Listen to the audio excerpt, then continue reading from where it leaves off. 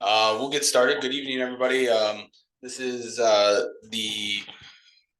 call it a little more informal budget public information session for the 2024 budget. And, tonight is really going to be about, being able to answer any questions that people may have. Matt's just going to go over a quick overview of the budget and some of the things that are happening this year. And I'll go over some of the capital items that are happening this year, as well as I think some of the questions that have been coming up in the public of how are we planning for the future and things like that, and some of the things that we're working on as well. Again, it'll be a little bit more informal once Matt goes through sort of the initial overview. I think we can just sort of have a conversation as opposed to too much formality. So just as a reminder, tonight is this public information session. On May 7th at the Township Committee will be the public hearing and adoption vote on the 2024 budget. And some of the process after that is, should the budget be adopted, then following meetings will introduce capital ordinances for expenditures that will usually pushes out into July or August until that money becomes available. Which is why we've gotten in the habit recently in the last 2 years of putting a bond up prior to the budget that helps us jumpstart the road reconstruction projects, get those slated for the summer, and anything else that has a bit of a more strict timeline on it. So that we're not waiting till July or August of the current year to do those projects. But I'll hand it over to Matt. He can do a little bit of an overview, and then we'll answer questions. Thanks, Alex. We'll pull the presentation up here. And some of this, I went through this on introduction, and this is on the finance webpage. So I'm not going to go through all the detail here, but I'll hit the major points. And then we'll go into the more question and answer session. So Tim, if you could skip a few slides here till we get to the inflation slide.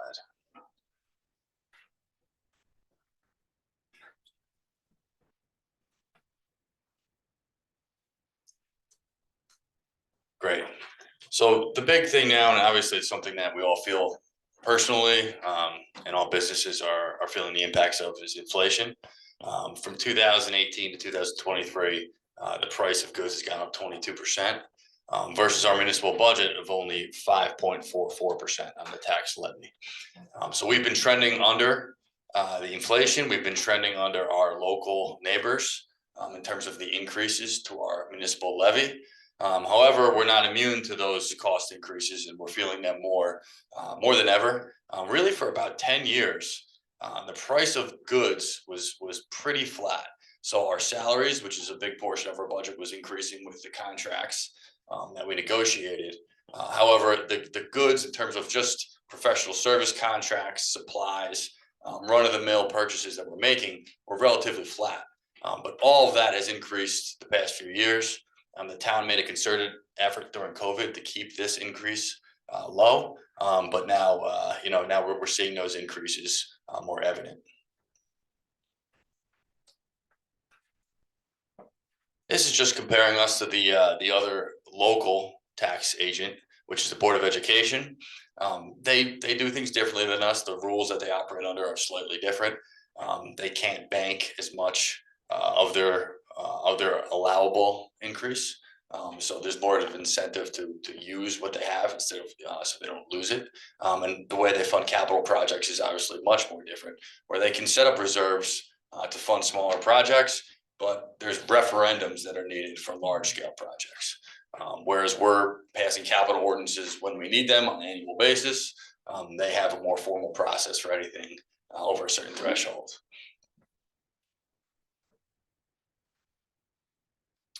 And this is just a comparison of us to local and similar municipalities in our area. Again, using the 2018 to 2023 time period, Millburn has gone up 5.44% as compared to many of our neighbors here. And these are, for the most part, very well-run towns. who are doing their best to save the taxpayers money, but run an efficient operation. But you'll just see how increases, especially the last few years, have really been impacting all of our neighbors, and will continue to.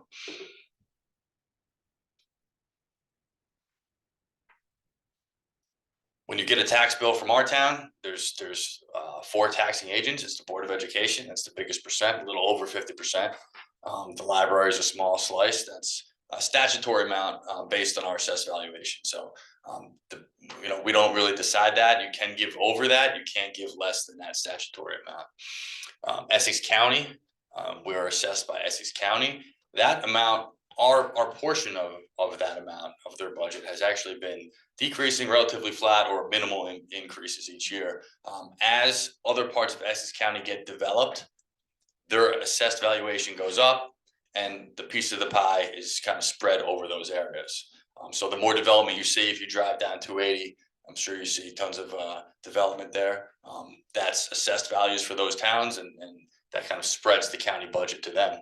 And then you see the municipality at about 24%.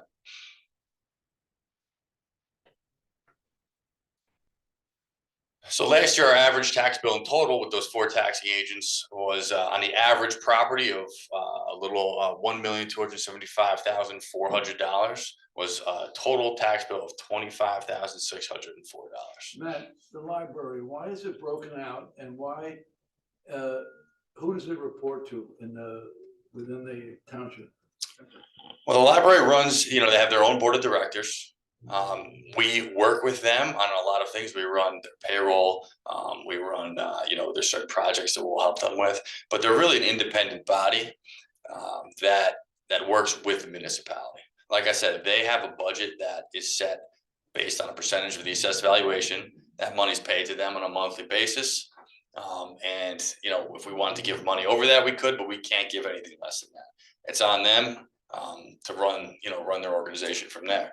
Across the state, every library is different. Some have more municipal involvement, some have even less. But that's kind of how it works.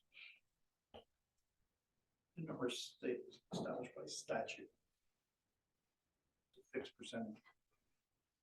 What's driving the budget this year is, as always, it's our salary and personnel costs. It's really, we're a service organization. A lot of what we do is manpower based, right? So it's about 57% of our budget is salary and personnel costs.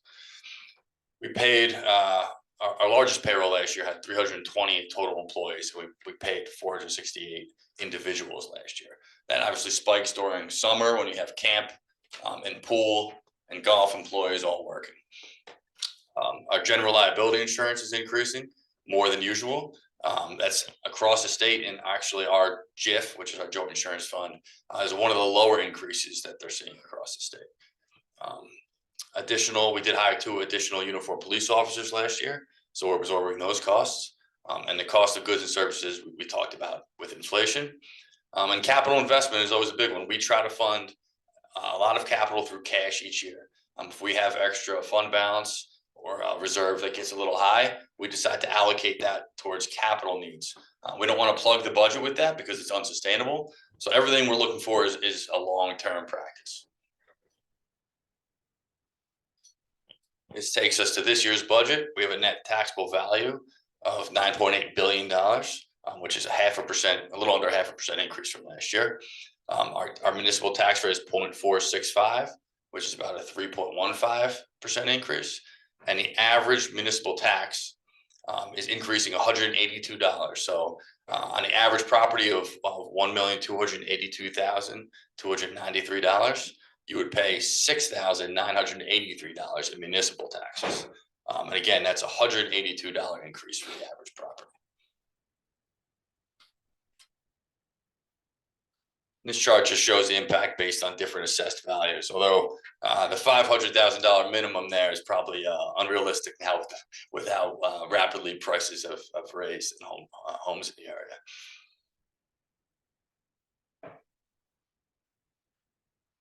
Looking at the breakdown of our budget a little closely as a monthly bill, I like to do this as a practice to show people how they would pay for services on a monthly basis.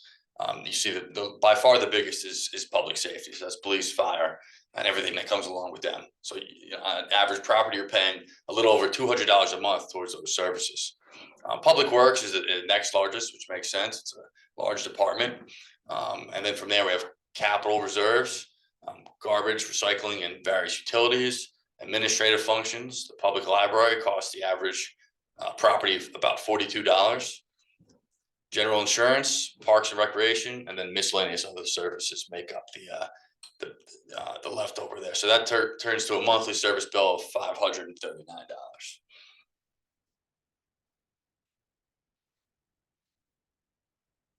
We had a good year in revenue. Last year was everything kind of was to expectation. We had a nice interest on our investments. So we have to invest very conservatively. We can't invest in any stocks or crypto or anything like that, right? But we can invest in CDs. We market to different banks to try to get the best return we can. At a time like now, the next few weeks, when we collect all the taxes and it's not due to the county and school yet, we'll have a good balance of cash. Once that gets paid out, the cash flows back down. But we have a good balance that we try to get a good return on to the best of our ability, and that helps lower the tax rate.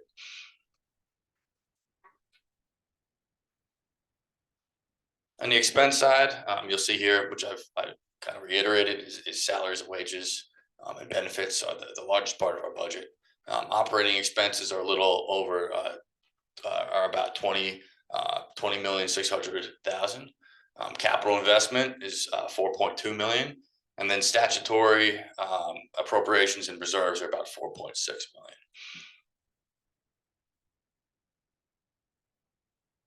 This chart just shows the history of our tax rate, a penny increase, a percentage increase, and as well for the municipal levy over the years of 2019 till this year. You'll see that the town really kept things relatively flat for about 3 years, and really for 2 years it was flat. And then you see the increase this year of about a little under a penny and a half, or 3.15% of the tax rate.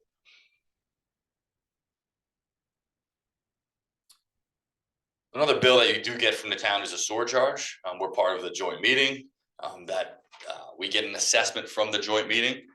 We then basically add a little bit of a capital portion to that surcharge, and then divide that by the units in town, and that sets the SOAR rate.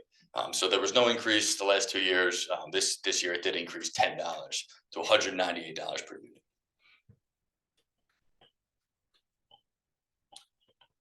And then separately from the tax budget, the current fund budget, as it's known in accounting, is we have the parking utility.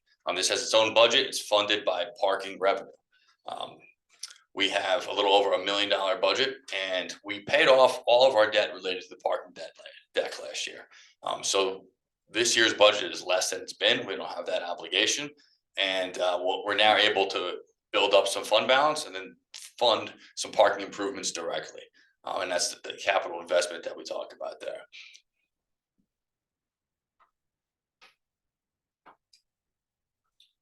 And a separate part of our budget is not really approved in the budget. It's not authorized by adopting the budget, but it's our capital plan. Our capital plan, all of our capital spending, except for small purchases that might be included in operating, like vehicles or small equipment, that has to be approved by ordinance. So although we talk about it during the budget process, it's obviously something we're planning during the budget process. We can't spend any money unless it's by ordinance. There's 3 ways to spend money in New Jersey as a municipality. It's through the budget, through a capital ordinance, or through a dedication by right or trust fund, which we have for small, small items like that. There's the animal license trust and various reserves there. We are AAA rated. That was reaffirmed this year. That's something we're proud of, and we look to maintain.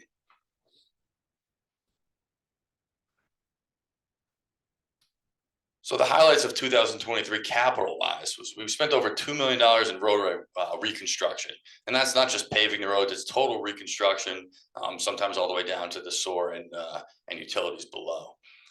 The Bauer Center renovation was one of the more visible improvements we made.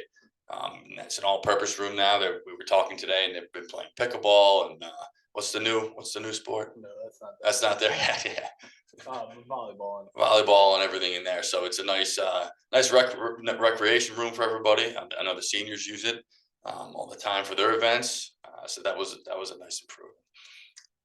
And other improvements included an outdoor pickleball court, LED upgrades, and various public works and public safety enhancements. And that takes us to our 2024 capital plan. Again, this is a plan. Everything comes before the township committee for approval through ordinance. And some of this gets shifted. We might have a plan and a pump station breaks and those funds get allocated there, right?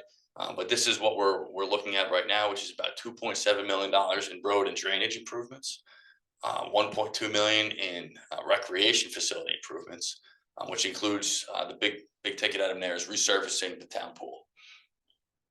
We have about 660,000 in equipment upgrades to public works, 380,000 in police and fire upgrades, includes some improvements to the police watch commander section, new LPRs, and a generator. And then we also have various grant funding we've been getting. We've been active in applying for grants. It's sometimes a long process, especially dealing with the state of New Jersey. They have different agencies that grant grants, and they all use different portals and application processes. So sometimes it's tricky taking to the finish line, but we've been resolute in getting these grants. And you'll see this year we'll be spending the Safe Routes to School grant, hopefully. And we also have an application for inclusive playground at Taylor Park.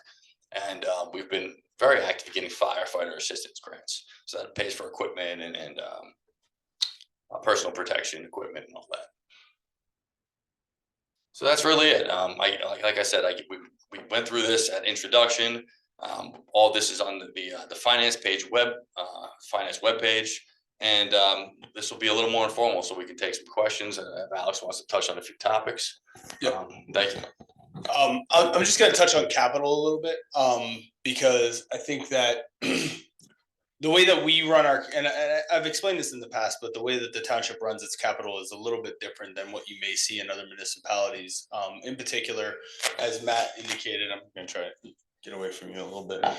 As Matt had indicated, we've spent, we have about $2 million, generally anywhere between 1.6 to $2 million allocated in the budget of what you consider cash for your capital items. In a lot of municipalities, that number is probably anywhere between 100,000 and 500,000 because they then use debt to fund most of their capital projects.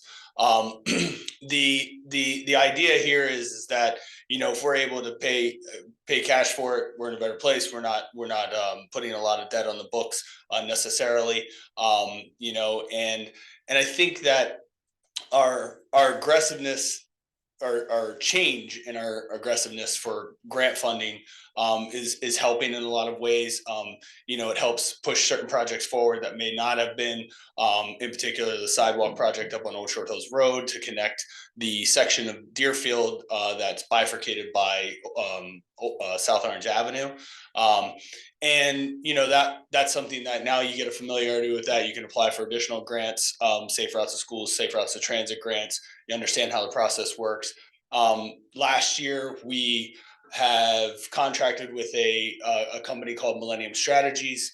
They provide us a grant portal that basically emails us when grants become available. We can then look at those grants, see whether they apply to any of the projects that we have in the hopper, and they will also assist if it's a more complicated grant.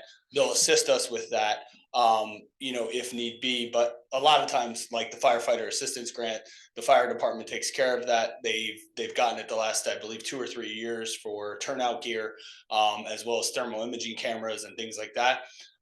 And, you know, when we have any opportunity that comes up through whether it's a state assembly person, state senator from the federal level, and they're looking for project ideas or ideas in which they can allocate funds for, we apply for that too. That's why the police department is actually going to be receiving $56,000 for LPRs. They're one of 17 communities that are receiving funds from the federal government for LPRs. And so all of that sort of helps us continue to do projects and make sure that we're staying aggressive on how we fund our various infrastructure projects. The biggest thing has been the roads. And I'll go through it again because I think it's important, is that previously the township used to do what was called micro paving. It would cost about $250,000 a year. You'd get a nice little layer of black top on the road, but it did nothing for the condition of the road or what that road would how that road would age over the years. And so we've done a lot to just say that's a Band-Aid. What we need to do is actually do the real work on these roadways, because our infrastructure is starting to age. Everything under the road, whether it's the sewer pipes that are still, terracotta clay pipes that, what we do is we camera those pipes prior to any road that we're going to be reconstructing. Any breaks are fixed, and they're fixed with PVC. And then we do any drainage improvements that need to be done, any curb replacement that needs to be done, and then we mill and pave the road and create a better base. In particular, one that was very shocking to us last year was Exeter Road. We did that road, and the road was so shallow that when you turned a vehicle on it, it would crumble.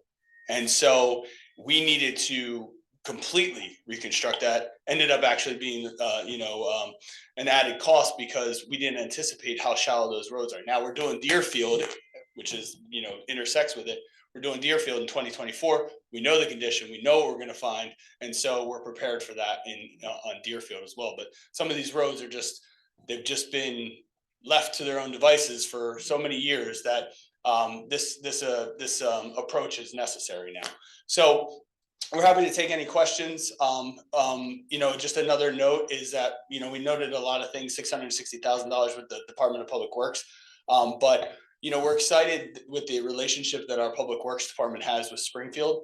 And we're looking a lot at shared purchasing, which is like, you have a sewer flusher truck. That's a $450,000 truck. Now, is it something we use every day? No. Is it something we use quite often? Yes, but it's also something that they use. So is that something that we can share in the cost of? Small cameras to get into smaller pipes. We're looking at a shared purchasing agreement with them to do that. So we're always looking at ways that we can sort of get a little bit more out of the capital money than just buying it outright by ourselves as well. So that's it for me. Happy to take any questions. Go ahead, Jeff. Are there people online? Do I need to step up? Yeah, there are people online. Yeah.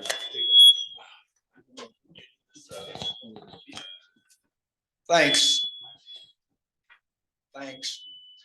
I've got, maybe turn one of the mics off. Yeah.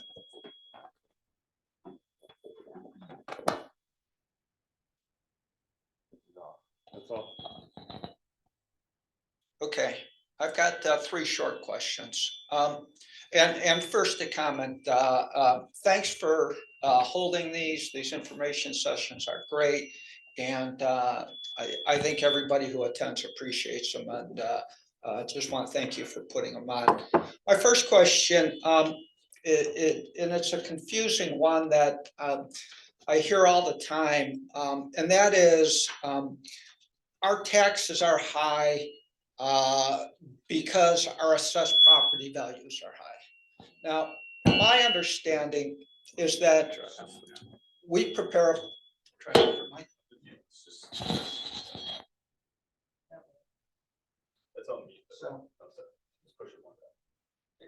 So the question is, does the budget drive the tax rate, or does the tax rate drive the budget? Meaning, do we start with a budget for the township, a budget for the school system, for the county, add it up, come up with a number, and then back into a tax rate? Or do we start with a tax rate and say, this is how much you get to spend? Regardless of what you spend, the tax rate stays fixed. Now, my assumption is we start with a budget that drives everything else. Is that an accurate statement?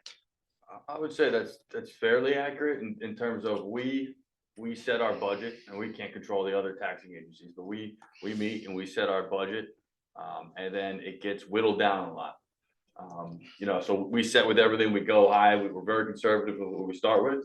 And then we work our way down to what we feel is an acceptable tax rate, but also more importantly, puts us in an acceptable financial position. Yeah, exactly. So it's not that there's some preordained tax rate that's out there that we then apply to our assessed property values, and that says we got the big pile of money, now we got to figure out how to spend it. Okay, so that's my first question, and I've heard people on the TC say before, you know, it's our tax rate is actually quite modest. It's because our assessed values. It's really how much we spend as a town that drives everything else.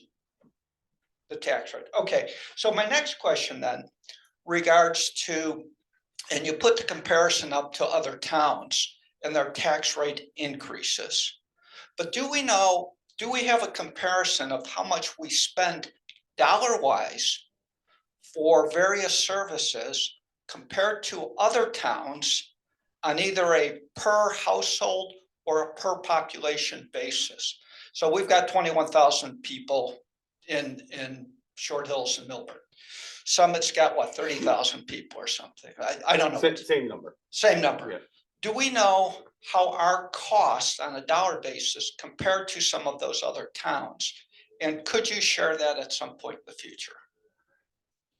So, Yeah, I mean, I think that, you know, I think to the point maybe you're also making is it is very difficult to compare town to town, right? It's not always apples to oranges, but you know, if you look at sort of the personnel costs of a particular department and the operating expenses for a particular department, you know, you could say, all right, we'll take police, for instance. Police, we spend $499 per capita, right? So, and a lot of the municipalities in our surrounding area are in that ballpark. But we do spend the most per capita when it comes to police. But also our force is bigger than Summit's. Our force is bigger than most of our surrounding communities, with the exception of Livingston, which is a much larger geographical as well as population. They're about 30,000 people in terms of population, and about you know, I think it's 15 square miles, where we're about 9.9. So I think it would be helpful for residents just to see that. I'm not saying that it's necessarily bad that we spend more on various things. Yep. In many cases, it's probably good. I know people worry about safety. They would probably be happy to know that we spend more per capita on police. Mhm. I, for one, would be happy to see we spend more on recs and parks than other towns. But I think that would go a long way to help explaining to the public why our taxes are in fact higher per capita than the surrounding towns. Well, I think another way to explain that too, Jay, is that one, some communities, you pay for your own garbage, right? In our town, it's in your taxes, right? Some, as I was explaining before, they'll have a small number on the capital line as opposed to a larger, you know, multi-million-dollar number like we do. And that also sort of drives that as well. And all I'm saying is it would be great to show that. And I know it's difficult. I know it's not an easy thing to do, but I think it would help explain to people in the community why the taxes are what they are, and help alleviate some of this misinformation that permeates about our tax rate being in line with other towns or even lower in some cases. Well, when it comes to effective tax rate, it Yeah, is- but assessed value of the property doesn't drive very many costs within the town, right? Garbage pickup for a $1.5 million home doesn't cost any more or less than garbage pickup for a $500,000 home in town, right? Yeah, no, that's a fair point. However, Police, yeah. police, that doesn't cost more for a police car to drive by a $5 million home than it does for a police car to drive by a $500,000 home. yeah. Very few of the costs in the town are driven by assessed property value. Now, it's a fine way to allocate out the cost, because you've got to allocate out costs to homeowners somehow. Mhm. But it doesn't really drive, I don't believe, the cost of services within the community. Well, we have a lot of data in comparison to other towns. We've been through kind of down this road a lot internally with things. I'm sure. And what a lot of people would be surprised to see is like, there's no apples to apples with these towns, even your most similar town. There's a lot of towns our size that don't have a full-time fire department, right? So Store utilities are in and out of the budget, so, you know, but I think the point as to looking at maybe on the departmental level, is maybe valuable. But what does and trying the best way to describe this, but I think there is some level of service that is dictated. Right? So like, I think that, you know, given the fact that like, all right, so does the municipality, so an example is with the police department. So, you know, part of those personnel costs, part of that per capita cost is that you're spending X number of dollars in overtime because, you know, you're putting extra patrols out there because there's a concern for safety, right? So like, and so that's a level of service that maybe other municipalities can't, whatever it might be. So I think that is sometimes dictated by that. I agree completely, 100%, and that's why I said it would be a great thing to show people that are concerned about safety, that we are spending more. And I think that there's nothing wrong with that. I think it would just help explain it to the public. Sure. And then my final question has to do with tax revenue from commercial versus residential. So I've lived in town 20 years. My taxes are almost exactly double today what they were in 2003. Now, I know that's not true for every property in town, but my taxes are in fact double. I was checking some of the commercial properties, and you know, I border commercial properties. Their taxes have gone up like 30%. So my question is, what percentage of tax is paid from residential versus commercial? Because very often we get this argument that, oh, we've got to support our businesses because they're generating all this tax revenue. And I would just like to see what the relative percentage of tax revenue is. Is it 50%? Is it 25%? Is it 1%? You take that and use a friendly budget, they break out properties. That's a question, and if you can't answer it today, that's fine, but I think it would be helpful for Yeah. residents to know. The one I know off the top of my head is that the mall is 10% of Yeah, the. so- So commercial property makes up of our total valuation, about 16.3 plus industrial is another, a little over 0.5%. So you're looking at about 17% of the So, town. and then if you take out 10% for the mall, it's 6% for all the other businesses that we support. Right, as taxpayers. but the other thing is that and when you say support your businesses, like that, there is value in that because their taxes are also are based on the money that they make. I mean, They're, They also don't, you know, send kids to school and use a Well, I lot haven't of sent services. kids to school either, and I haven't sent kids to school in 10 years, Right, nor that's do true. have my neighbors, so I hear you, I understand that, but they also consume more police effort, right? How Well, much? well, how the much- mall does for sure. Exactly, so they consume more resources. And yes, they don't necessarily put kids through school. But Jay, think about, you say your house, your taxes doubled and, you know. And if you track this, if you had bought your house 20 years ago and bought it today, I would bet that the price you'd get for it has also doubled, which may not be true for the commercial property in town. Well, so what did we spend on 22 East Willow? $2.2 million. Mhm. It had an assessed value of what, 1.4 million or something? So I don't think my. But based on the ratio is valued at 1.7. The ratio is 83.5% right now. But I don't think my assessed property value compared to my market value is the same as, and that's kind of the thing, right? So if everybody's assessed value was at the same level relative to the market value, that would be fine. My question is, is the assessed value that these commercial properties are taxed on, is that the same relative percent as Yeah. residential? 83.5%. Yep. Yep. It is. But places So- like the so Hilton pay on 2.2 occupancy. million. though.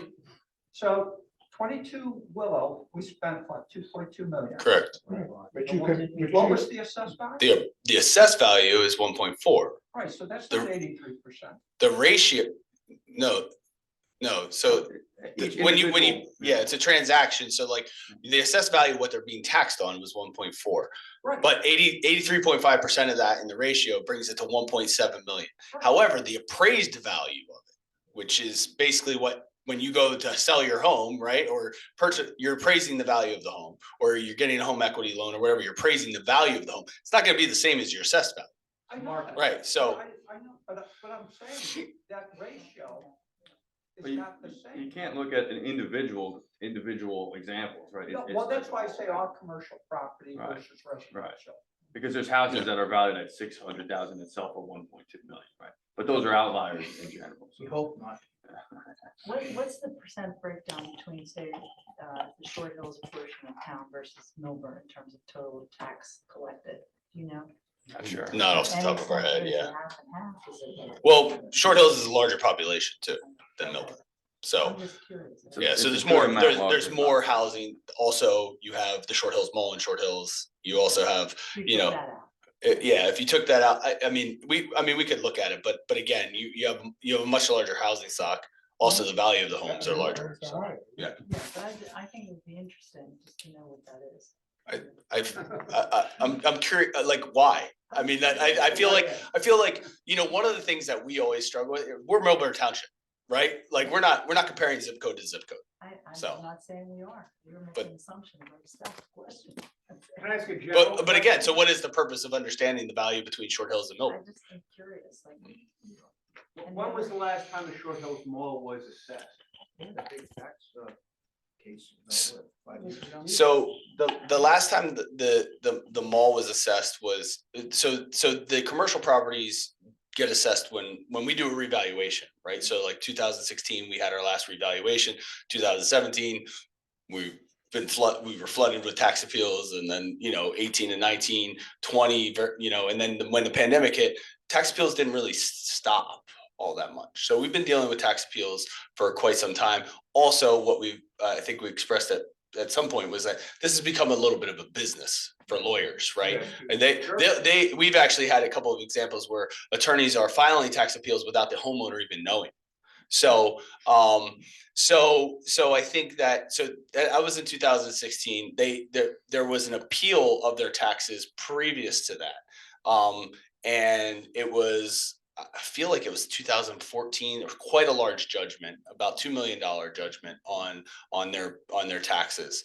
And so that's why, in particular in our town, given the Short Hills Mall, which is probably I think it's the second largest taxpayer in the state of New Jersey, is that they are, well, at least that's what they always tell us. But but they, you know, they're an asset, right? Having an asset like this, the Hilton, these larger commercial properties, they're assets, but they're also liabilities, because when you have them appeal, you could be stuck up against a judgment. And that's why, in particular here, we probably carry a much bigger balance on our reserve for tax appeals than other communities, just based on the value of the home, based on the value of those appeals and those larger commercial properties. So you historically track the appeal rate annually for the town, and then you kind of budget. correct. Yeah. Yeah. Yeah. Did you print that out, Jim? No, they haven't come up Here. here. Both of you, they tell you how many appeals you're pending. I have a couple questions. Do you want the mic, Gene? Really? Do I have to? Yeah, I mean, that's so the people can hear you. All right, my questions are, you asked a good question, I thought, but in terms of how you approach budgeting, is it like a blank sheet of paper, or you take what we had last year and build from there, or what do you generally? It's not, I would say you're taking what you had last year, but you're not necessarily building, you're reassessing each department individually and each cost individually. But So. you still are using what you currently have in the budget as your base, right? Yeah, but not because that's what we zero-based. currently Okay. spent, right? That's okay. Right. There's some people that do like zero-based budgeting where they start completely from scratch, but you don't take that approach, right? Well, I would say it's kind of the same thing because where we didn't break off, right? It's just a continuality of our operation. So to take it to zero and put it right back to where it was. Well, that's the point of zero-based budgeting, that you don't do that you actually look at things with complete, Right, clean but we slate and would say, do that "Do we if need this many If the people? Do staffing's we the need-" same, there is no zero. It's a known number, right? So a lot of the budget, 57% of the budget Yeah. will stay exactly. a lot the of it same. is known, Okay. right? So it's a Yeah, known that- number unless you we, answered my question. unless we kind of decrease staffing, then we do reassess it, you Yeah, know? so you're, in some ways, you're continuously doing It's a that. continuous, Yeah. it's really, Okay. it's a good question. We don't, Yeah. I wouldn't say it's taking last year's and moving forward. It's really a continuous process, not on a year to year, but really a month to month. Okay, so you talked about some things related to expense reduction, like maybe some shared service type stuff. Are there any increased revenue ideas that you share or would like to share? Well, I think that one of the things that we have control over and are fees, right? Mhm. So, but it's always been an interesting approach here, which is that most of the fees are paid by our residents, right? Which is why we have adjusted, application fees for the boards. We've, the escrow fees that are established there just based on the rate of service, rates for different services. But a lot of the fees are fees paid by our residents. So yeah, could we increase the budget of the parking utility by taking our parking permits up to $850 to $1,000 like they are in some in other communities? But we haven't because we don't need to. So they're $620 a year. So generally speaking, we do adjust fees when we need to, when we see that we're very out of whack. But it's not it has never been a driver to sort of shrink that part of the I budget. didn't necessarily, I guess what I was thinking is things outside of collecting more from residents. Like, are there any other ideas that could generate income that don't involve really what is taxing? It's fees, but it's like additional taxation, right? The biggest thing we do in that is the grants that we talked about. So Right. grants are a very good opportunity for us to reduce the impact of what we're doing.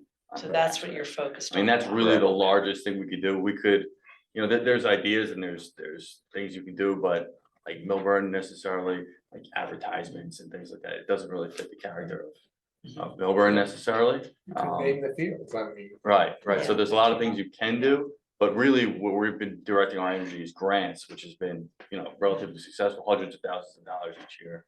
And increasing the last few years. Good, okay. I know we brought this up last year, but you mentioned it today about, garbage collection. So the commercial properties have been carved out, right? And now they're paying separate, so that's sort of like a new tax for them.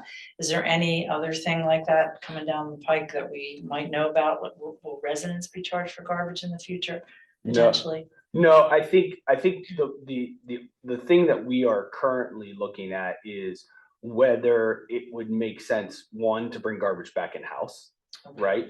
To change and if we did bring it back in-house, it would be an automated system rather than having two guys on the back of a truck, picking up Like a garbage. machine, Yeah, the yeah, one it arm- seems one like it's arm guy. everywhere else. like Yeah, that.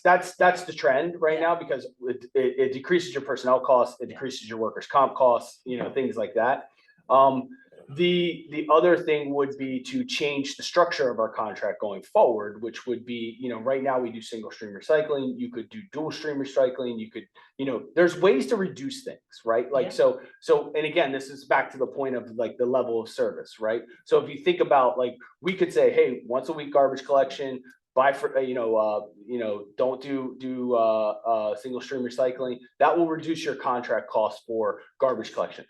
I don't know that people will really be pleased about it, but it would definitely be a way. Similar with the crossing guards, right? So like our crossing guard contract, it's a pretty expensive contract, but what we do in our crossing guard contract is we pay crossing guards for 4.5 hours of work, right? A day, right? And we've actually posted extra crossing guards to make sure that we have coverage in these various areas. And So we could certainly eliminate, I think, 5 crossing guards. We could also reduce their hours, right, to save on that contract. Yeah. But would that provide the level of service that people expect? No, Right? exactly. You And, have to wait. you know, but like if you do a comparison to Westfield, which also, privatized their crossing guards, they pay their crossing guards an hour and a half a day, right? And they've reduced their crossing guards from, I believe it was 51 at one time, down to less than we have now, and they're a 30,000 person community. Okay, that's interesting. Yeah. All right, this is my last question. Well, I have two. One is our largest expenses category is salary, right? Salary and benefits. So how does, I'd like to know, maybe not now, but sometime, how does our town compare with our population in terms of the numbers of employees and the kinds of employees? In other words, DPW, police, admin, how does that kind of compare? Are we more, less? Do we have too many admin or less admin, or, that, you don't have to answer it right now. But I think it would be interesting to know that. And also what our salaries compare, like, are we kind of right in there in the middle, or are we sort of higher, lower? Where do I we mean, compare? I'll answer the question because I think it's, I think, Okay. yeah. Great. I mean, and I think you can, while I don't have hard numbers in front of me, but generally speaking, I would say that we are pretty right around in terms of number of full-time employees. We're right there. I would say we're a little bit higher per than some population. communities. Yeah, Yeah. for the population. I think that, when it comes to, like I said, the police department, we have more people than Summit, right? Fire department, we have more people than Summit. So if we're comparing to a community that's about 20,000 people, but you're talking about geographic area, different things like that, different factors that go into it. And the fact that we have 2 houses, they only have 1, right? The mall is a big factor with public safety. So Yes. we have the mall that we have to. Yeah. Yeah. That's So, huge. and then in terms of salaries, I would say that we are, what happens is that, so we have five unions that we negotiate with. And for a while, they were all negotiated with at the same time. We've broken them up now. So that we're negotiating with 2 this year, 2 next year, and 1 in 2026. So in terms of the negotiation, the contract costs, some of the I would say they come in and they say, oh, how do we compare within the county? How do we compare within, the surrounding area or like communities? And so we're generally somewhere in the top 5, right? And so I think that, and so of course they're put, the push is always, hey, can we be top 3 or can we be, the top, right? And so but a lot of things have happened within the contracts to also help reduce costs long-term. Like none of our contracts have longevity in them anymore. Which was which was, a sort of a legacy cost, and you extrapolate that out over the career of a person in the force. It's a lot of money. That is, that's sort of the answer to your question. Yeah, I would say we're. The last one. I keep asking it, but I never get an answer, so maybe tonight. So we have capital spending, but we never seem to hear anything about a long-range plan. So I really feel that that's missing from our township. I know that the school board didn't have that 10, 15 years ago, but a bunch of us insisted on it, and they did a strategic planning effort, and they do have a long-range plan that's real. It's not just like something on paper, but they follow it, from what I understand. So is that something that's being worked on? Is that in the finance committee with the township committee members? Where would some effort like that happen, and can it happen? We've talked about that. So Yeah, we have a long-term plan, and a lot of that, like I said, gets shifted when priorities shift, especially when you're working with a governing body that dictates. So as the governing body changes, right?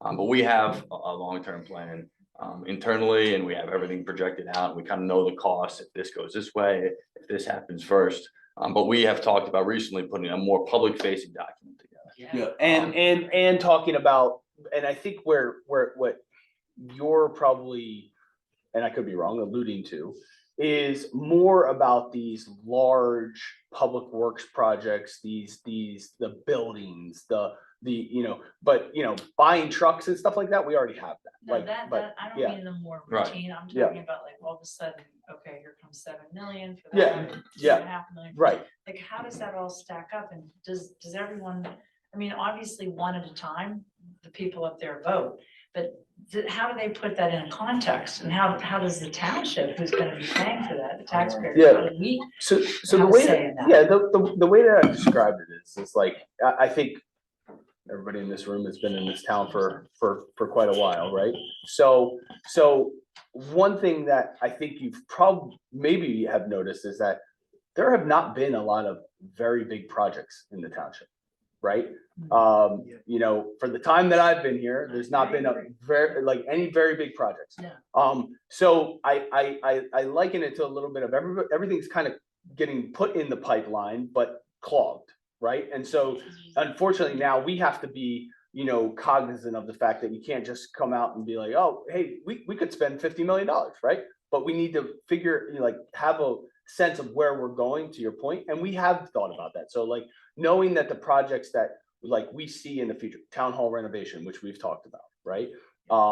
You know, the purchase of 22 East Willow, which was last year. Athletic, Fields. Fields, archery, yep, Fields is another one, but right now, the problem with the Fields is there's no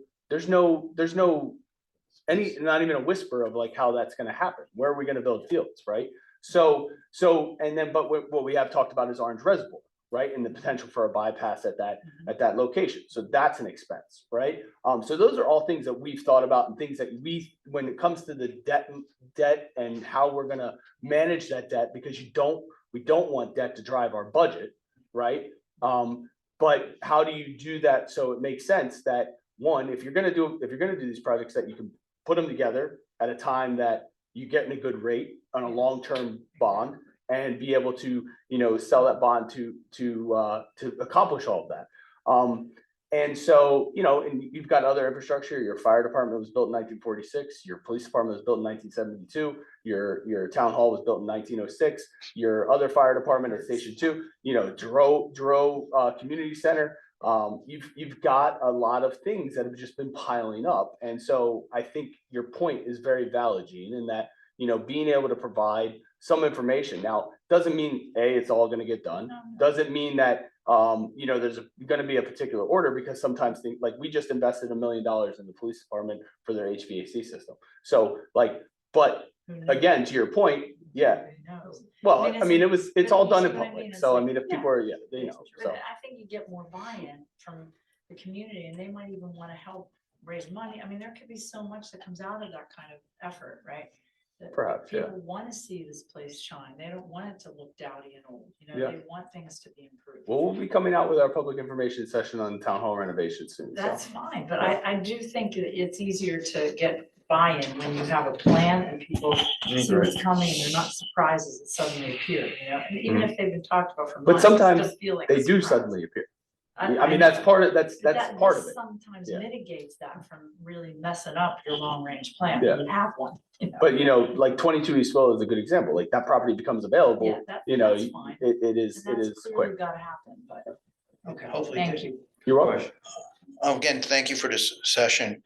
To help maybe clarify some of the comparatives, do you have like a table of organizations? Like, I think that might help us like compare, like in the police department, how many captains you have, how many lieutenants, you know, how many patrolmen? So we could do the comparison, like in the fire departments, because I think, do you have that on the administrative code? Or is like the salary, like on the DPW, like how you break out the different people? Also, like on I'm gonna start from your handout. It says like your fund balance is 25% of annual general fund expenditures, because when I look at the financial statement, we started with like 32, but it comes down to like around 18 that's unencumbered. So Yeah. is that 18?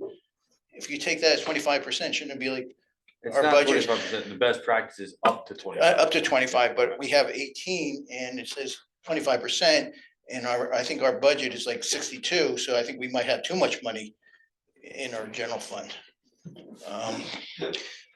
The other question I have is about employees. On your handout, you said we had 187 full-time employees last year.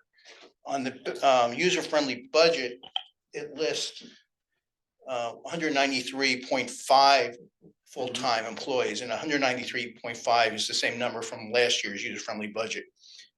Is that like, are we expecting to fill those spots? No, I'm trying to figure out, where like if I had a table organization, I'm comparing, where are we short? Is it a couple people that we have slotted to be spaces open, let's say in the police department, fire department, or the DPW, where are they? If you're 6.5 employees short, you're appropriating monies for them. What happens to that money if that slot's not filled? Does it just go into our surplus? Because I'm coming from a different practice where 25 years ago, someone always funded spots because he knew at the end of the year, he wasn't gonna fill the spots and he was just gonna take that money to fill other gaps in his budget that occurred. I mean, that's from a different municipality that's only 10, 15 minutes away. And I'm just hoping we're not going into that pattern.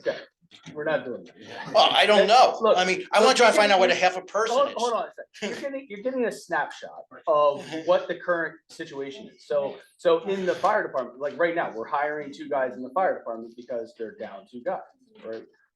The police department, right? You're hiring people in the police department. It's constantly shifting. It's constantly moving. I understand when things people are in constant- and out and stuff like Things that. constantly shifting, like you did your annual But- debt statement that you didn't have. I'm just giving you some things I observed this year, like your annual debt statement, you didn't have the Board of Education bond referendum in. It got changed because I pointed it out. I'm trying to help you. And like you have the capital reserve on the sewer user. When I look at, I'm still trying to figure out, we approved about, what, $5-6 million for the infrastructure bonds with the joint. Have those notes ever closed? Have we, or are they? They haven't started the project. So we approved it, but all right. Yeah. But I'm just trying to think, is the reserve, is that monies for like our down payment for that obligation, or is that just to keep aside? We have a reserve for the down payment if we're asked for it for other projects. We're setting aside a reserve each year so that if something comes up in that joint meeting, we don't have to come to the taxpayers with an emergency fund. No, It's a standard best practice to do. no, because you have a page, you gave us a handout for a capital plan. Doesn't include the paper mill. That's $7 million. Paper mill is not part necessarily of our operating capital plan, right? And it- Like we just said, things come in and out. Oh, a capital plan, I mean, we use the word operating and capital usually are 2 different things. Operating means usually an expense that you expense that Yeah, but you're year, talking and a about- capital you amortize. I mean, Are you talking to us or are you talking? No, I'm sorry. Yeah. Yeah, let me respond to a few things you said there. So we have over 200 employees, right? A variation of 6 is very minimal. That's gonna happen on any given day when people retire, if they're not filled yet. I don't understand kind of where you're saying we're. This sort of comes from, tell me if I'm right or wrong, but there was a statement made by a former mayor that we were adding police and it turned out that we were replacing. So I think that's. I mean, it's No, like, it's that a was a great, confusion. That was a confusion. She said we were adding police officers, which was adding to the table of organization, organization. which we were at 54, now we're at 60. All right. Yeah, but we're, The annual debt statement is filed in an unaudited statement with the state that you can update at any time when the situation changes. The school debt is listed on there, but that's really for type 1 districts who have debt that's on the books of the municipality. We have to list it on there, no matter how much debt they have, the net debt, the impact to us is 0. No. Right? well, let's go to, we can get into the details. There's a difference between authorized but not issued and then issued debt. As of, let's say, as of December, we had about a little bit more than 4 million. I assumed that you closed the 22 East Willow, because you didn't issue bonds for that, I don't believe. Yes, we did. You did, when did you issue that? Well, we authorized bond. We authorized, but there's a Yeah. difference between authorized and issued. If you Yes. closed 22 East Willow, how did you pay for it? Did you close? There's Yeah, cash. Yes, It's- the yeah, you have to transaction give out the closed right way. on Alright. Monday. It closed on Monday. Yes. How did you pay for it? If you didn't issue bonds, where did you get the money to pay for it? You have capital cash that's fungible, right? So we have to fund that. We have to fund that eventually, but you don't, like, all of our projects, you don't fund right away. That would be a waste of taxpayer money, paying interest on everything, right? So we don't fund fully. We don't go out for debt. We don't pass a debt ordinance and go out for debt on it until we need the cash. Well, you did pass a debt ordinance But You're last looking year. at, you're looking at one project, right? We're looking at all of the projects we're doing. I guess It's money not- is fungible. It's That's not what we're linear. saying. It's not linear, Jeff. No, you're It's thinking not of just it like, one oh, for well, one, but that, if we did that, we would be wasting. No, spending no, I tons of just money. hear hearing, Tons of but, money. but for citizens looking at the bill list, hopefully the next bill list, will be able to see a payment on the bill list that you closed, that you wrote a check for the property. And then someone will ask you where you took the money from, and from your bill list, you'll show us that you took the money probably from a capital account. No, it's not, it's just not the way it works. When you pass an ordinance, you can spend on that ordinance without going out for debt on it. You're looking at a 1-for-1. It's not the way it works. We have capital cash that we allocate fund. That's not the way it works. the way it- When you have a capital budget, that tells you at the beginning of the year, you're gonna say, I'm gonna put cash into a fund, and you're telling us right now that you're hoping to use that capital appropriation for those projects. Money's been put into a capital account. You're just saying now, you're going to that capital account to use the monies to pay 22 East Willow. At some No, point, you're no. gonna, No. First of all, he didn't say that. Yeah. He never said He's, that. he's saying that they have. they had cash. If they have to Yes. bond it, then you're gonna pay interest when you don't need to. You have the cash, you can't pay with the cash you have, but eventually. And then you. replenish then You have to it. replenish Then it. you go and get the bonds, but you don't keep. And you only go out for debt based on the market too. So we time it with the market. There's much more to it than just pass an ordinance, go out for debt. Well, then you're gonna be, question is, where are you gonna get the 1.8, where you can get the $7 million, where you can get the 1.8 to buy the parking lot at Paper Mill? Are you asking us or? I'm just asking. Yeah, is there, but, Yeah. but my problem is like, what is the concern that we're doing wrong? What, like, it sounds like you're concerned that we're doing something wrong. The like, concern, fundability. fungibility, money flies around here. It does, before, we were told, it goes back years ago, about the 9/11 Memorial Project, we were told that it'd be not We're not gonna, funded. we're not gonna try your case. No, we're not trying the case, but you asked me the question, what's my source of my concern? Different projects were funded different ways that was not authorized in the original ordinances. But right now, you're saying you did close, so I'll look at the bill list. I'm just saying that you have a user-friendly budget, says you have X number of employees. You give us a handout. It doesn't tie in. It's a You're getting in the Moving target. weeds, Jeff. You're getting in the weeds. The We're fact not is, gonna is that, the fact is that those numbers fluctuate all year long, all year long. I think I understand. Yeah, I mean, understand. if we had 20, if we had a delta of 20, then your concern may be a little bit valid that like, hey, we're funding positions that we shouldn't be funding, right? But it's not a delta of 20. And in terms of just following the guidelines, I have a certified public accountant license. I'm a certified municipal finance officer, and I'm a qualified person agent. That's my career. I take it seriously. So I'm not gonna just be sending money back. I hope not. I mean, I just. Well, no, see, no, What do you mean you he's hope not. not? Yeah. That's the point. He's not. He's telling you he's not. Not, I hope not. I take my job very seriously. Which, But I mean, part of the process, when a project comes up that you're not expecting, you Mhm. would advise the people who are gonna be voting on it, that you Yeah. have funding for it. Yes, of course, So yeah. you have, it has to be there somehow, otherwise they can't do it. no, that only comes out, that certification only comes out is when they do the contract.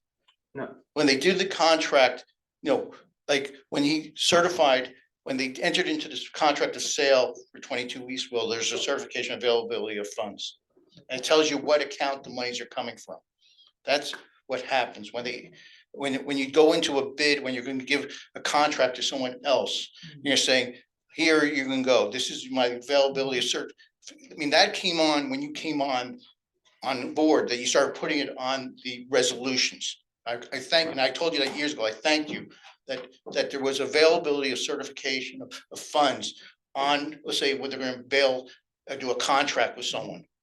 It tells you what account was being paid from. Do you have any other questions? Because I mean, I appreciate Like, part of it is that when we talk about what Gene's talking about, being more transparent about the projects that we know may be coming down the road and preparing the community for that and stuff like that, like, we agree, that makes sense.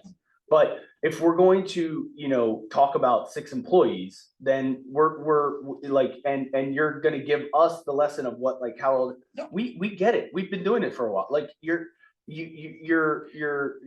Which Jay started the question of doing the comparison. yes. And the way you do part of the comparison is to know like how many employees and what roles they had in different departments. I think that we're on the same place. Jeff, and I'm telling you where those differences lie, right? And sometimes you can't find a person to fill a position. So sometimes that takes time, right? So you know, for instance, I'll give you an example. So we have an open position in our tree department, which is a very good department, right? They do a lot of work, 8,000 street trees in the township that they're responsible for maintaining, planting, removing, whatever it might be. We have an opening. We went to hire somebody. They said, well, you know, I might get a better offer from where I'm at. And they did, and they never came.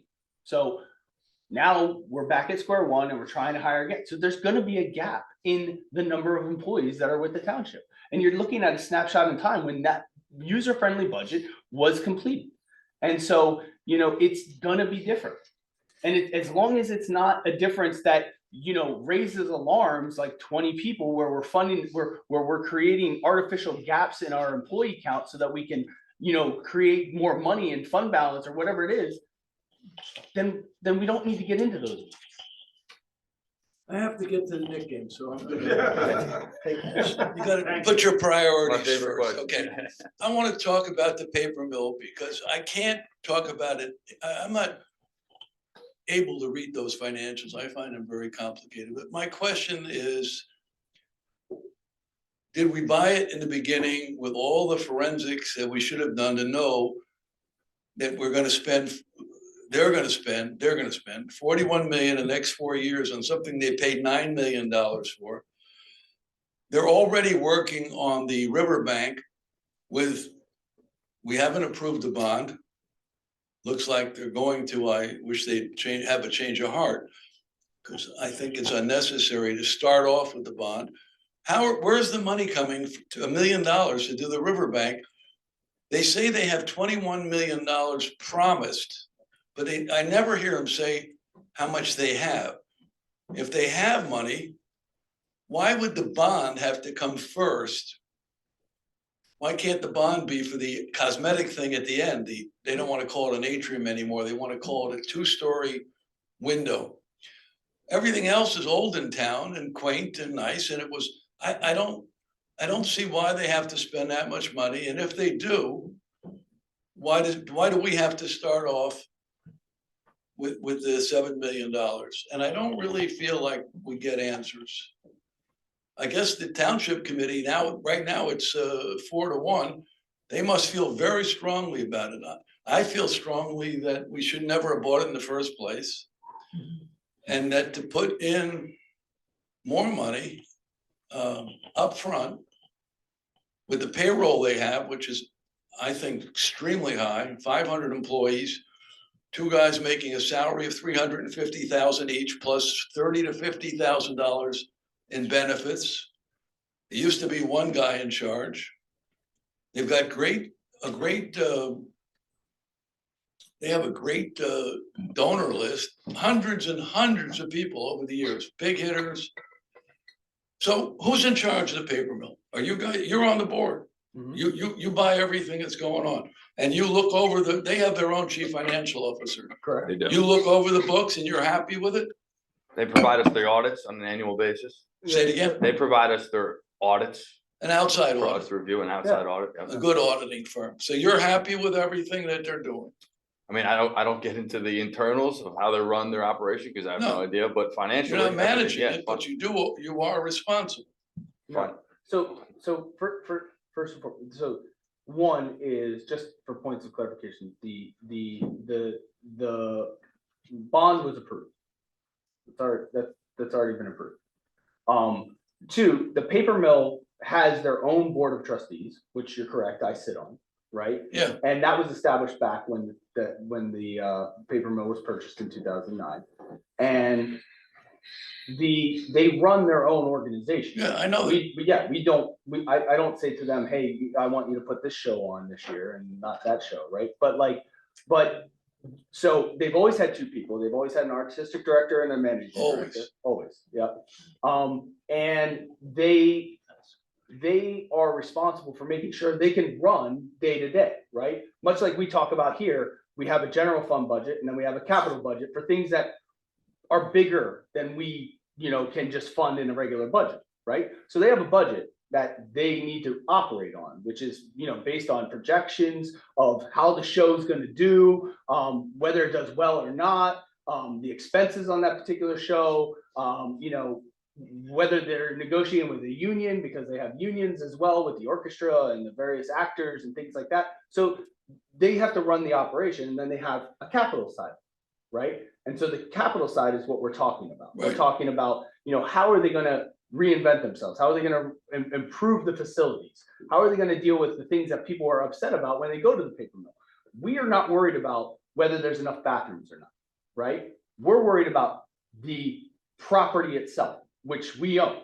So we're worried about whether the retaining wall on lots B and C, are allowing water to come down the steep slope that is next to it, freeze onto the asphalt, and cause an issue with people walking in the parking lot, whatever, lighting, safety, different things like that. That's what we're concerned about. That's what the $7 million is about. But did you Right. know all that in 208, that this was coming? If I bought No, a I house mean- for $1 million and I had to spend 3 million to make it up to par, I'd be out of my Well, mind. look, I think that your question is like, did we know, did the township know, did those individuals who were involved in that? Township.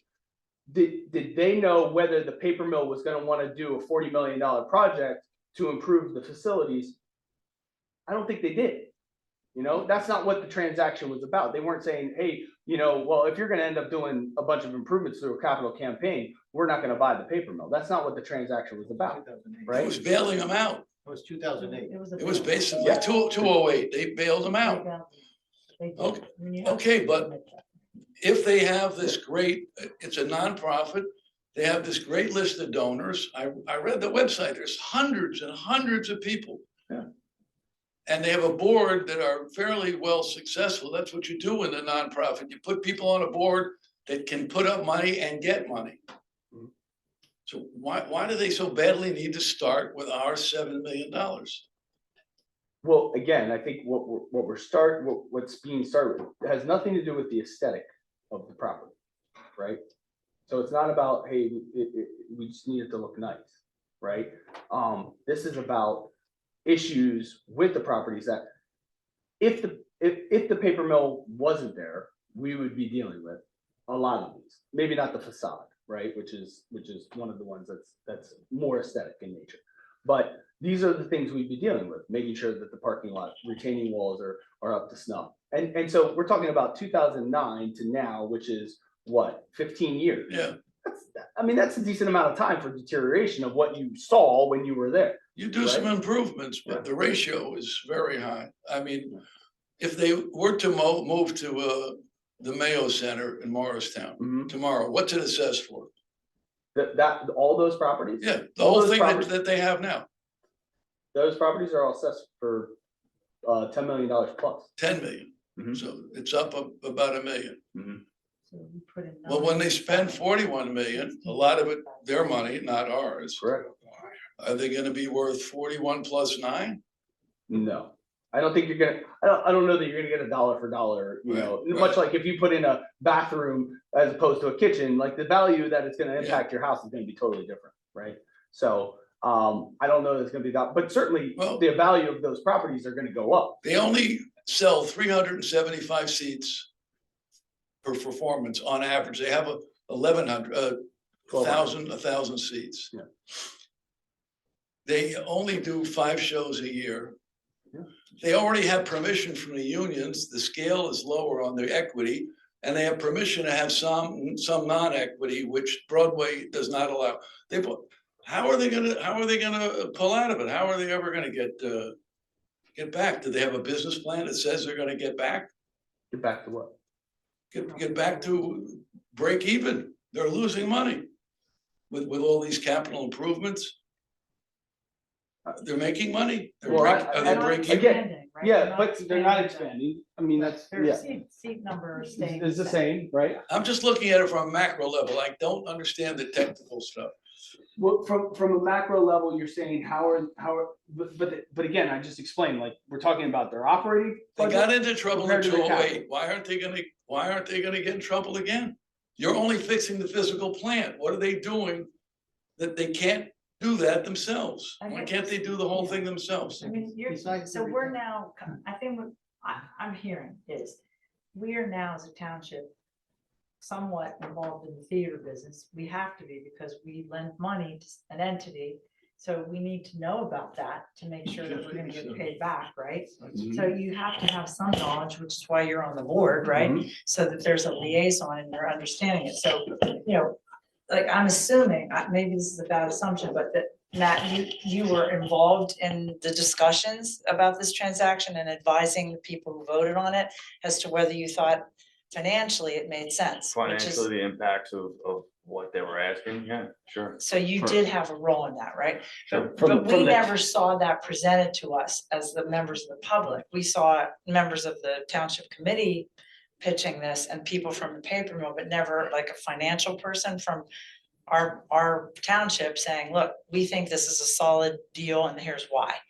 Now, I think that's what's causing a lot of questions. I have to be honest, I do. Wall, is there anything else that we're responsible for? Yeah, there's the flood wall along the Rahway, which is, Isn't that part of the retaining wall? Is that- no, so we're talking about retaining walls on the parking lot on the other side of Brookside Drive, and then the flood wall along the Rahway River. There's also groundwater issues that continue to flood the orchestra pit and various and things under the paper mill.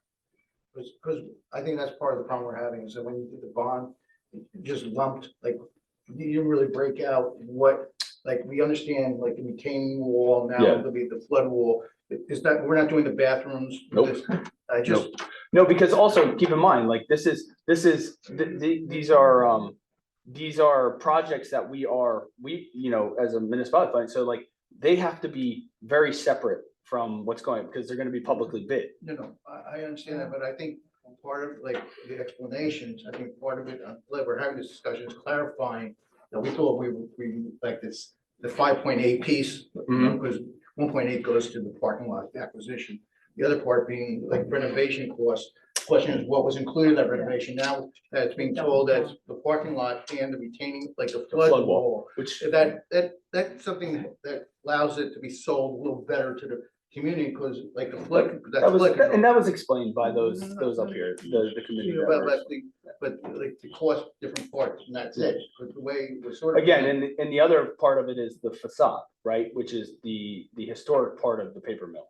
That, we're not responsible for. We are responsible. Yeah, I guess to bring it down to a rudimentary level and touch on what Mike is saying. We own the paper mill playhouse, Milburn does, We own the property and the building. and the building, and We they own are, the they are the lessee.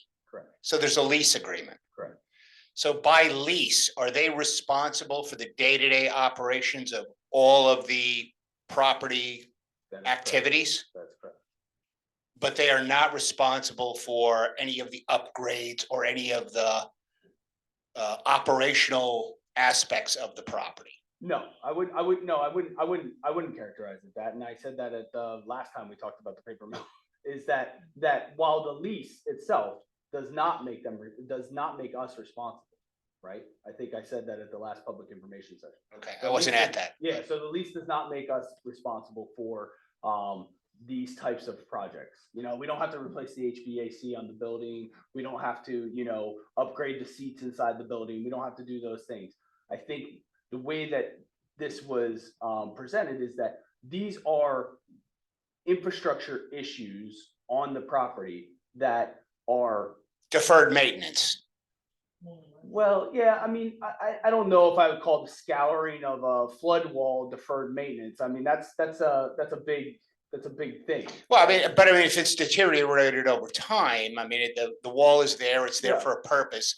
It hasn't been upkept, Yeah. then it becomes deferred maintenance. Yes, but again, like, part of this is, and look, I mean, the idea behind purchasing the paper mill back in 2008 was that the same as continuing to invest in partnership with the paper mill net, right? Understood. Which is the long-term success of this organization and the use of that property and the rent that comes to us and the things that are a part of that and what it does for the community. It's the same. They're the same thing, right? But- Absolutely, it's an asset, and I agree with that, Alex. I think the bigger question, what people are trying to get to the crux of here is, as a going concern, they're asking for $7 million. We're having to put in $7 million now. Are they properly running their operation as a lessee that is going to make them a going concern in the future? Or 3 years from now, are we gonna hear there's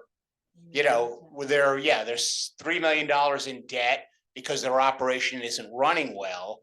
And can the town help us out? You're our It's a lessor. four-year plan to raise, they get 3.75 from the state.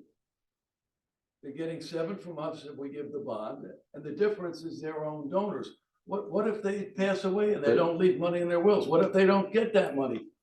And they've committed to a 4-year plan. So Why do we have to be upfront? So I think that, again, the point of that is that then, much like any other capital campaign, right? You are going to value engineer, you're gonna prioritize what it is that you're gonna do if you don't reach your goal, right? So to go back to your question, which I think is a fair question, right? That, hey, is the paper mill coming back at some point to, I think that part of it is that by investing in this, right? They don't necessarily have to spend funds on the retaining wall, the flood wall, things that, aren't necessarily about the building, about the operation, things like that. And it makes it, they can fund their operations better by not having to fund necessarily these infrastructure improvements on the property, which again, should the property ever come back to us, right, would end up being our responsibility. Yeah, no, and I think the items that the money is going to are valid items. Again, I think, and Matt, maybe this is a question for you. Do you have like an annual conversation with their director of operations or their business manager who should be overseeing operations and making sure that, by lease, their operations are able to generate what they can to cover the running of the day-to-day, operations, as it were? Right. I mean, right now, we're becoming a lot closer together with them. So these conversations are something I imagine continuing. We're working with them to complete this project, at least for our end. And we met with their CFO and everybody today. So I anticipate us working in tandem with them, as long as the relationship's in existence. And I do think that the relationship is valuable to the town. Yeah, I mean, I don't think anybody questions it's an asset. Is it a well-run asset? And is it something that, along with Milburn, is going to be a long-term asset? That is exactly what we're all, paper mill included, trying to ensure, is that it is a long-term asset. That, let's just, even their idea of doing a $40 million campaign, which includes hopefully an education center somewhere in the township, as well as the improvements to the building itself, is much like in your own home. Like, if you think that you're going to sell your house with wood grain cabinets and linoleum on the floor and the countertops not being marble or whatever it is, you're going to get less value. You're going to have less people interested. You're going to have less, so that's the idea, right? Is that by improving this, they're improving the future of the paper mill. And to that point, the economic viability, of the paper mill, being able to attract new, younger audiences, whatever it might be, maybe not necessarily more people, but continuing to keep an interest so that when you think about musical theater, how are you getting young people interested and involved in musical theater?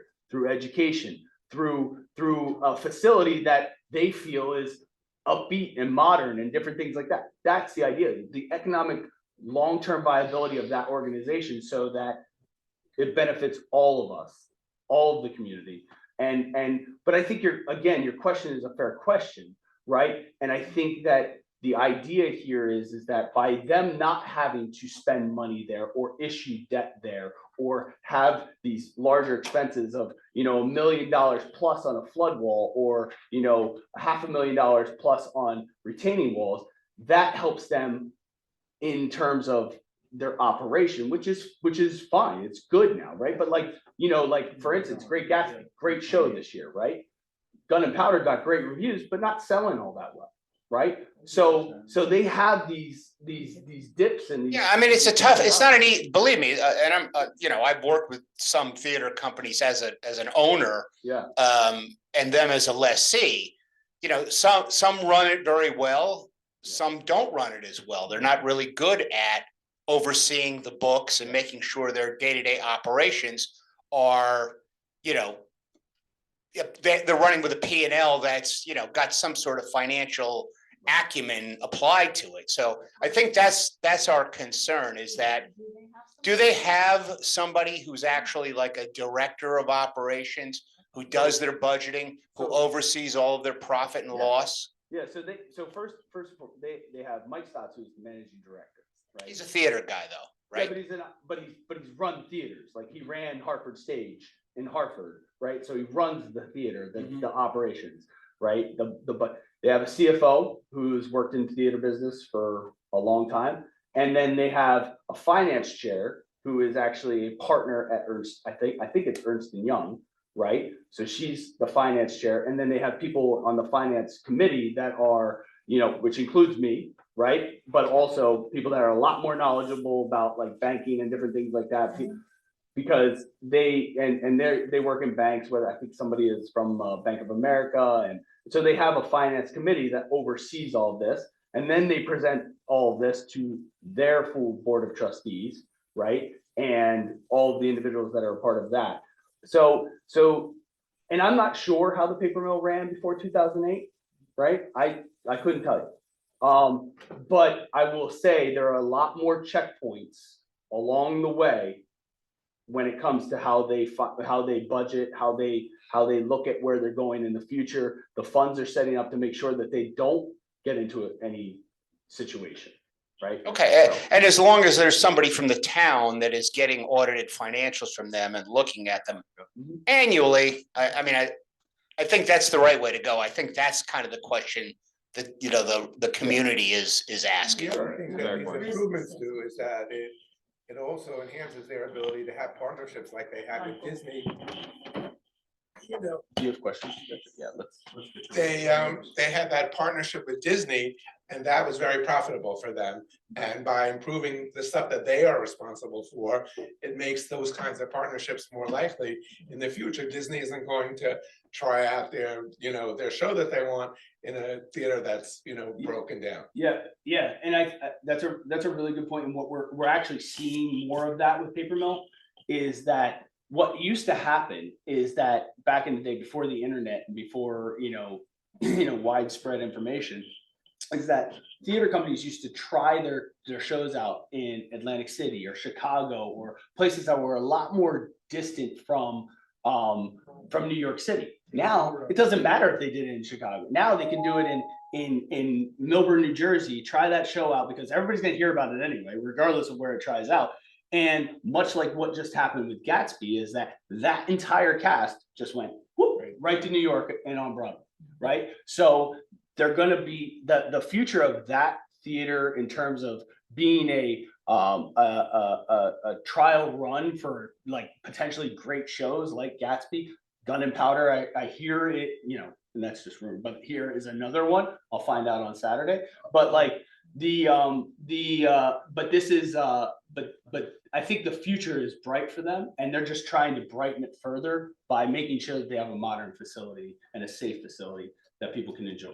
Alex, do you feel like though, just being part of the board, that the two people, the creative directors, have a lot to do with that bright future and that success, right? So what The happens, artistic director. what yeah. happens if those people are not there? What would happen? Like, has that risk been talked about or discussed or?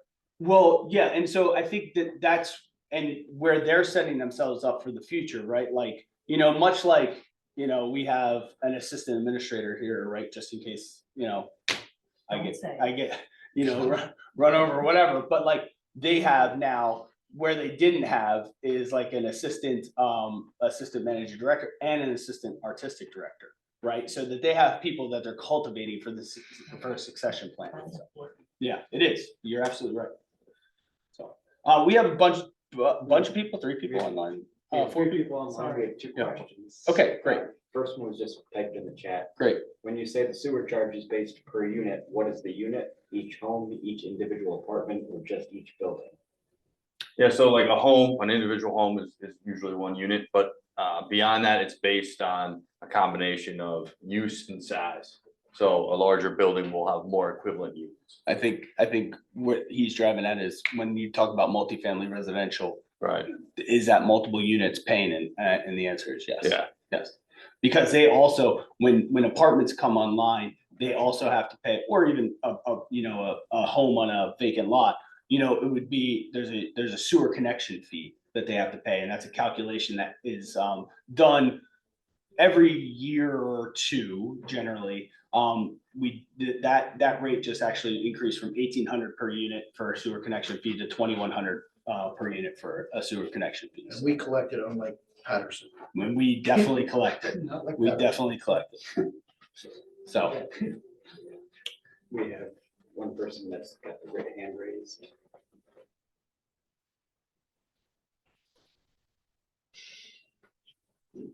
David? Hello, can you hear me? Yes. Yeah, just so thank you for answering that first question. That was mine as well about the units. But the second really is, it's a question, it's more of a comment, I think, Alex, than a question, but the discussion that you folks just had about the paper mill and the maintenance of the walls and the parking lots, et cetera. I really think the town needs to look at section 5 of the lease with paper mill. And I asked this question at one of the information sessions. Those obligations that we're paying for right now, under this $7 million, are the responsibility of the paper mill under the terms of lease, section 5. So maybe just go back and maybe the town attorney needs to look at it. Maybe Alex, you need to take another look at it. But I can't. I think the lease is very broad and it protects the section 5 requires the maintenance of everything. The other sections require that they indemnify us for everything. So the concern about whether it's our responsibility, I don't think that exists. And the concern that the town's going to be responsible for any liability for a slip and fall, I think, is pretty close to nil. I mean, obviously anyone can sue anybody, but that's just my question. I really think someone needs to look at that section 5. Thank you. Thank you. Again, I'm just gonna, I've acknowledged that the lease does not require the township to do that type of maintenance. It also doesn't prohibit the township from doing that type of maintenance. So I think that I think there's an understanding, and again, I've acknowledged it both at the first meeting you asked it as well as tonight. And so and as far as liability goes, I can tell you that liability is one of those things that is always a factor in terms of, regardless of whether you're responsible or you're not. We've had people trip on water caps, water utility caps, and we are brought into it because we should have checked it. We should have seen it. And you can say that, we never heard about it. We never knew about it. And then there's, potentially a settlement from the insurance company just to make sure that we don't get pulled into something that's going to cost $500,000. So, I get it. But I've seen enough, especially, whether somebody trips and falls in the street on an open cap or, on a piece of property. We got a tort claim for a sidewalk in front of a business that we have nothing to do with, but because we're the township, we're getting that notice. We're having to defend ourselves. We're having to say, like, we have no responsibility for the maintenance of it. We have and you're still going through that process and you still have the potential of being a part of it. So I get that, and but I'm also saying that it could very well happen. So this is really more of a risk hedge of not. We're in a workout. It's a consideration. I think that's one of the considerations. It's a risk hedge. It's an it's an investment in our own property. It's a partnership with an organization that is important to the community and from an economic development standpoint. It is all of those things sort of rolled into one.